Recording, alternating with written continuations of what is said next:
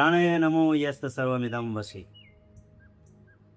मित्रों, आज मैं आपको प्रजापति रुचि और उनकी पत्नी आकुति की कथा सुनाऊंगा। रुचि लड़कियों का नाम होता है, इसलिए आपको थोड़ा सा अजीब सा लगेगा, लेकिन रुचि यहाँ पुरुष हैं। रुचि जो 16 प्रजापति थे उनमें से एक थे। उनका विवाह हुआ था मनु और शत्रुपा की पुत्री आकुति से।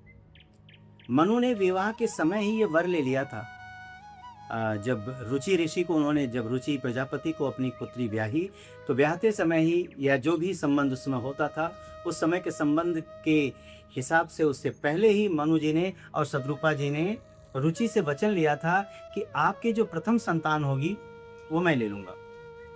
आपका विवाह तो हो रहा है, लेकिन हमारी देखभाल के लिए, हमारे बुढ़ापे के लिए आपकी जो प्रथम संतान होगी वो हमारी सेवा में लगेगी।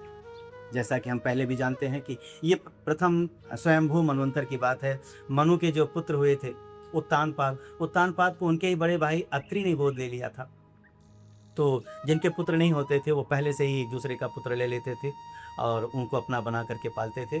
तो मनु जी ने कहा था रुचि से कि आपकी प्रथम संतान होगी तो उसे मैं ले लूँगा।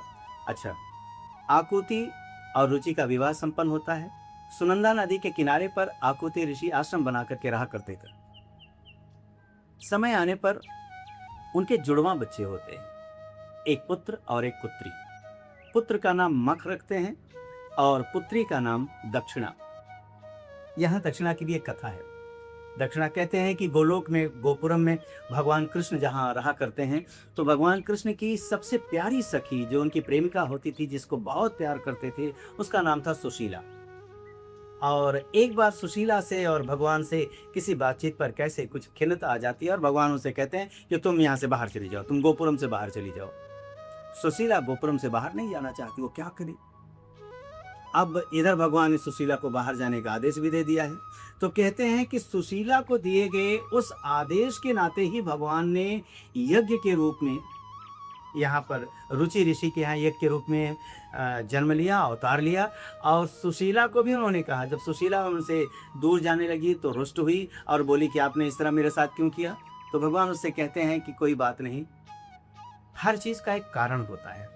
और इसका भी एक कारण था, क्योंकि प्रजापति रुचि और उनकी पत्नी आकुति के यहाँ हमें अवतार लेना था और मैं बिना तुम्हारे वहाँ जाऊँ ये हो नहीं सकता, इसलिए मैंने तुम्हें पहले से ही कहा कि तुम वहाँ पहले निकल जाओ। उस कथा में एक और बात है, कहते हैं कि सुशीला जो है उनकी विष्णुप्रिया, उनकी एक दूसरी सहेली है विष्णुप्रिया, और वो जा करके चुपके से तप करती है, तप करके और तप करते हुए चुपके से जा करके विष्णुप्रिया के शरीर में विराजमान हो जाती है और इस तरह से सुशीला उनके पास हो जाती है। खैर, हम इस बात को लेकर चलते हैं कि सुशीला ने यहाँ पर दक्षिणा के रूप में और भगवान श्री कृष्ण ने या भगवान विष्णु ने जो है मक के रूप में आकुति की कोख से इन दोनों ने जन्म लिया या यहाँ अवतरित होते। अब जैसा कि मनु ने कहा था कि पहली संतान जो होगी वो मेरी होगी, तो यज्ञ जो थी, पहली संतान जो मक थे, मक पर उनका अधिकार था। लेकिन अभी मक की शिक्षा दीक्षा चल रही थी और मक की शिक्षा दीक्षा फिर जो है कहाँ चले, तो उनको लेकर के मनु जी अपने पास चले आए और मनु जी ही उनके जो है गुरु हो गए। मनु जी उनको शिक्षित दीक्षित करने लगी। धीरे धीरे जब मक बड़े होते हैं, मक का नाम यज्ञ पड़ जाता है। मक जब बड़े होते हैं तो बड़े होने के बाद मक जो है तपस्या करने के लिए जाते हैं सुनंदा नदी के किनारे पर। और सुनंदा नदी के किनारे पर एक दिन जब वो तपस्या कर रहे होते हैं तो उसी समय कुछ राक्षसों का आक्रमण हो जाता है, कुछ दैत्यों का। कुछ, अब दैत्य कहाँ से आए आप कहेंगे कि दैत्य उस समय कहाँ से, राक्षस कहाँ से। तो मनु के ही पुत्रियों में से दिति से, दनु से दैत्य और दानव हुए और उनका काम ही खुरापात करना होता था। तो वो आकर के उन्हें लगा कि मनु अपने अन्य पुत्रों को, अन्य लोगों को ज़्यादा महत्व देते हैं, दनु और दिति की संतानों को कम महत्व देते हैं। तो उन पर हमला करके, उन पर आक्रमण करके उन्होंने सोचा कि मनु को और शत्रुपा को खा जाते हैं, ख़त्म कर देते हैं। तो जब वहाँ दौड़े तो वहाँ भगवान सुयज्ञ जो है, मख जो होते हैं, मख जो है भगवान के रूप में वहाँ अवतरित होकर के उन दैत्यों को मारते हैं, उनका जो है उन्हें परास्त करते हैं, उनका सर्वनाश करते हैं।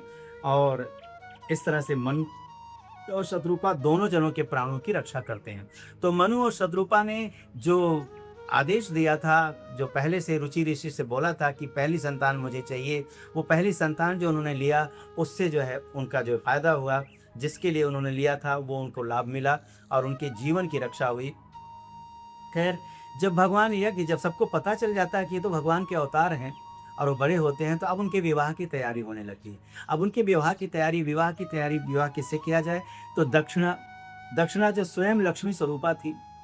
कहीं-कहीं इतिहासों में लिखा गया है कि लक्ष्मी जी आज से करीब 3500 साल पहले ही लेख रूप में आई कि विष्णु की प्रिया हैं, और कहीं कुछ और लिखा है। उन बातों पर हम जाएँ तो विवाद होगा, उन बातों पर नहीं जाते। हम सीधा चलते हैं कि यहाँ पर दक्षिणा और जो जुड़वा भाई-बहन थे, मख और दक्षिणा। मख जो है भगवान यज्ञ का सुयज्ञ अवतार है उनका। तो मख मख का या सुयज्ञ का और दक्षिणा का जो लक्ष्मी का रूप है, दोनों का विवाह संपन्न होता है। और इन दोनों के विवाह से एक तरह से इस अवतार में भगवान ने स्थापित किया कि दक्षिणा, बिना दक्षिणा के कोई यज्ञ, कोई पूजा पाठ नहीं हो सकती।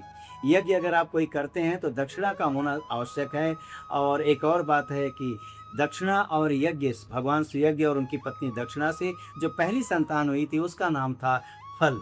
तो कहते हैं कि जब कोई यज्ञ आप करेंगे तो उसके लिए दक्षिणा देनी होती है, और दक्षिणा जब देंगे तब आपको फल प्राप्त होता है। खैर, ये प्रजापति रुचि और उनकी पत्नी दक्षिणा और उनसे उत्पन्न या वहाँ पर अवतरित हुए भगवान सुयज्ञ की कथा और उन भगवान माता लक्ष्मी की कथा, एक छोटी-सी कथा थी। तो इसको मैंने सोचा कि कथा के इस प्रसंग में आगे बढ़ने से पहले ये कथा भी, क्योंकि विशिष्ट है, ये अनोखी है, अलग है, और मनु की 3 पुत्रियाँ थीं, तो तीनों पुत्रियों की अलग-अलग कथा बताना आवश्यक था, इसलिए मैंने इस कथा का यहाँ पर वर्णन किया। फिर से अगले भाग में हम किसी और कथा के साथ आएँगे, तब तक वही ऋचा पुरंधिम जनया प्रेता जयता नर।